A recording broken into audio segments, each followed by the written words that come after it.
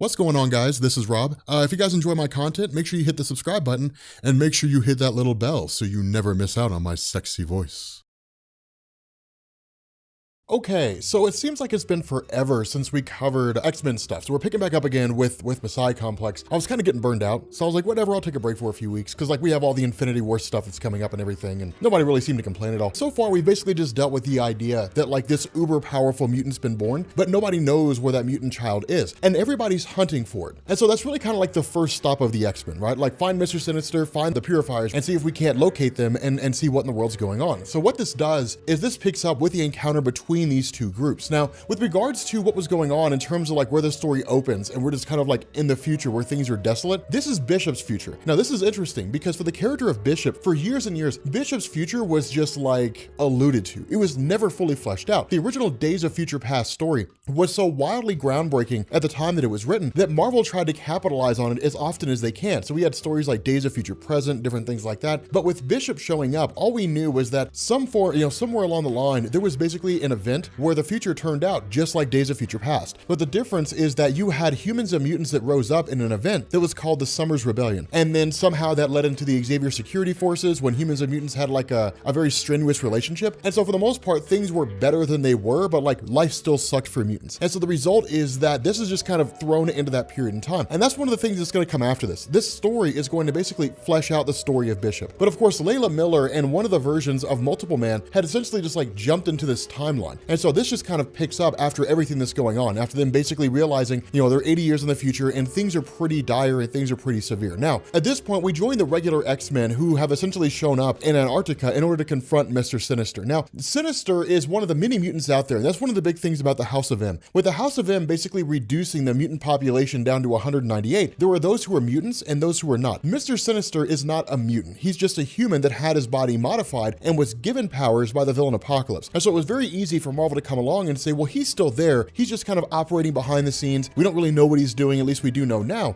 But what he's been doing here is basically like rallying various mutants to his side. And the idea was that if Sinister had gotten a hold of this mutant baby that was born, then things would have been pretty dire because Sinister would have brainwashed it, most likely manipulated its genes, turned it into a pretty severe villain. And any mutant that's powerful enough to essentially blow up Cerebro that belongs to Charles Xavier, the mutant detecting device, is gonna catch the attention of the X-Men. And so you have like Angel, you have Nightcrawler, you've got a whole host of mutants who are here. But Sinister didn't just bring together like a handful of just random Marauders. It is the old school Marauders from the Mutant Massacre storyline. If you're not familiar with that, not a great big huge deal. But it is the old school Marauders combined with some new mutants or some newer mutants that have been brought in. But one villain that I want you to draw your attention to is the character of Exodus. Now, Exodus is a guy named Bennett Duperry, and in all honesty, he's way more powerful than virtually everybody else here. Back in the 90s, when he was just like the leader of the Marauders for a time, he was wildly powerful. He can do it all. He was another character who was created by Apocalypse as well, but he's a very powerful foe here. And that's really one of the big things that Emma Frost is dealing with, because while the X-Men are there, Emma Frost is maintaining a psychic link. Now, this covers a couple different purposes. The first purpose is that, of course, it allows Emma Frost to keep tabs on the heroes who were there. The other half is that even in her non-corporeal form, she's still pretty powerful in the sense that she can basically attack people telepathically, different things along those lines. But the issue with this is that while all this is going on, of course, you also have Gambit, who's part of the Marauders. Now, for a lot of the X-Men who were here, at least, with the exception of like Wolverine and Angel, for a lot of the other X-Men, it's kind of a mixed bag. When it comes to Gambit, initially, one of the stories we covered before was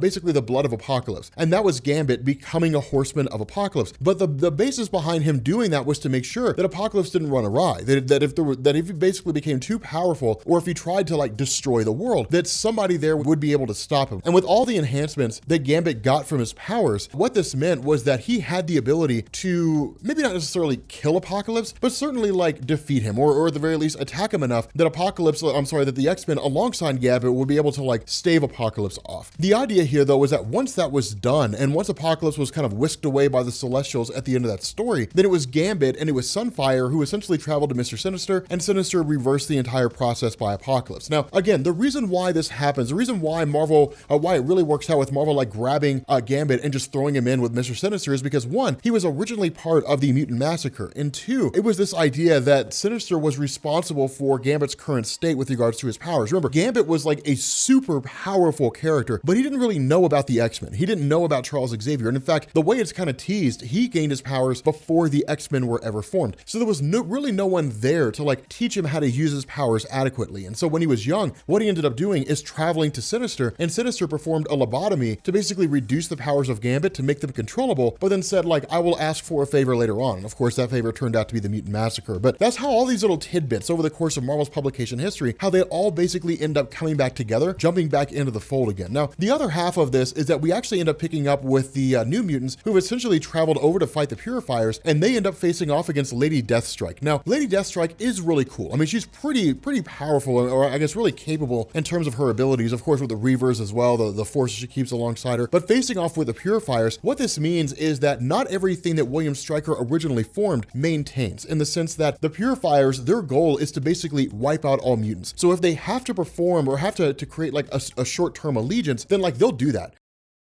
But again, you know, the New Mutants showing up here, this is really them trying to prove their mettle. Now, a lot of that comes out of the training they got from Emma Frost. Emma Frost had basically sat the New Mutants down and said, your job is to train. Your job is to learn how to use your powers and figure out what you're capable of. And she kind of had them facing off against some pretty formidable threats. And the argument she made was, when we're talking about sending you guys out to be the new generation of the X-Men, more or less, when we're talking about sending you guys out to face off against the kind of missions that the X-Men have historically dealt with, we're talking about villains like Magneto with extreme powers. We're talking about Mr. Sinister, Omega Red, Apocalypse, villains that will kill you without a moment's hesitation if you get in their way. There's no time for dilly-daddling. You literally got to get in there and go balls to the wall. And that's one of the first major lessons that the New Mutants are facing off against, especially when they're dealing with the combined forces of the Reavers with Lady Deathstrike and the Purifiers, all of whom want to kill them. And so they're literally fighting for their lives. And to a degree, they jumped in, not knowing what they were ready for. And that's the difference between New Mutants and the X-Men. That's one of the reasons why the New Mutants works so well, is because you are basically talking about an X-Men team that was younger than the original version, or really around the same age as the original version that Stan Lee and Jack Kirby made. But when Stan Lee and Jack Kirby's original X-Men aged up and became adults and either broke off to form the new X-Factor, or stayed behind and joined the newest ranks alongside Wolverine and so on and so forth, then what it meant is Marvel really needed kind of like an influx of young people to kind of reflect the interests of like the younger demographic. And so the New Mutants came in, and you basically had like Teen Titans, more or less. It's young people trying to cope and trying to understand their place in the world. Whether they're mutants with powers or whether they're just young people in high school, the principle remains the same. And so it still stays cool, and it still really works out. But because of the fact that they're in over their heads, and they're just kind of forced to bail out with the ferocity of the Purifiers and everybody else, what Pixie ends up doing is teleporting them out. But it's kind of like a last-ditch effort, right? It's just kind of like hitting the panic button. And so instead of teleporting them back to the X-Men mansion, what she ends up doing is just kind of teleporting them all over the place. So between like Westchester, out there where the X-Men are, all the way down to Washington, D.C., the New Mutants are scattered everywhere. Like, they're all over the place. So it's like the hunt for the Dragon Balls. They got to go all over the place to try to find those things, but they don't have a radar because Bulma doesn't exist. But the fact remains here, it is interesting. It is pretty cool, because the same thing happens with the various X-Men who are here. And that's why this works, is because for the most part, it's kind of a throwback. And that's why Craig Kyle and Chris Yost writing is so cool. It's a throwback to the old Chris Claremont stories. If by some miracle you happen to get your hands on like the old Stan Lee, Jack Kirby X-Men stories without like, you know, selling an arm and a leg in order to make it happen, those stories largely were just like traditional heroic stories. That's what Stan Lee always focused on. Stan Lee was always like, hey, the good guys always win, because, you know, that's what heroes do. It wouldn't be much of a Superman story if he lost all the time. And so because of that, like he took that concept and threw it into the X-Men, and him and Jack Kirby kind of established them. The reason why Chris Claremont worked so well, and why he actually outdid Stan Lee and Jack Kirby, is because it wasn't enough that the X-Men should deal with like interpersonal relationships and love triangles and things like that. Sometimes the X-Men should lose. And that's what happened in their stories. They wouldn't always win. There were a lot of casualties and a lot of losses. A lot of people died, and there were all kinds of different things that went on in the Chris Claremont era of the X-Men. And this is a throwback to that. Like what you're seeing here with this scuffle between, you know, Mr. Sinister and the X-Men, imagine that's a story that goes on for like 5 years. Twice a year, you basically get this massive skirmish in the X-Men. Everything else is building character. But the fact remains, like that's how this whole thing works out. It's cool. Storm basically covers their escape. They end up jumping out. Ultimately, like Wolverine stays behind to try to get what little information he can, but he's essentially informed, like, look, you know, the the child's not here. Not only that, his powers are shut off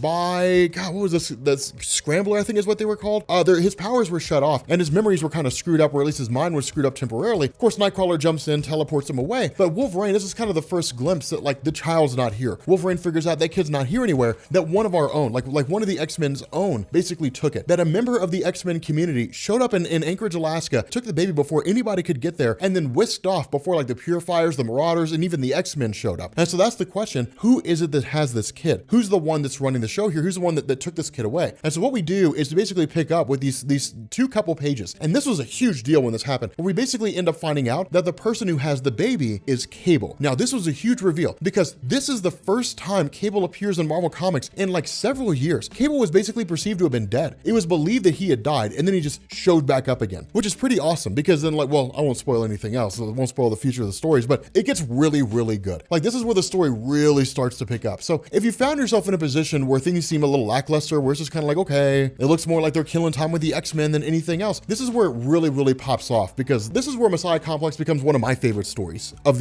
X-Men continuity. It's pretty solid and it's pretty amazing. But anyway, guys, with that being said, we're gonna go ahead and bring this video to an end. If you are new here to Comics Explained, make sure you guys hit the sub button to become part of the Rob Corps. If you guys enjoy the video, make sure you drop a like, and I will catch you all later.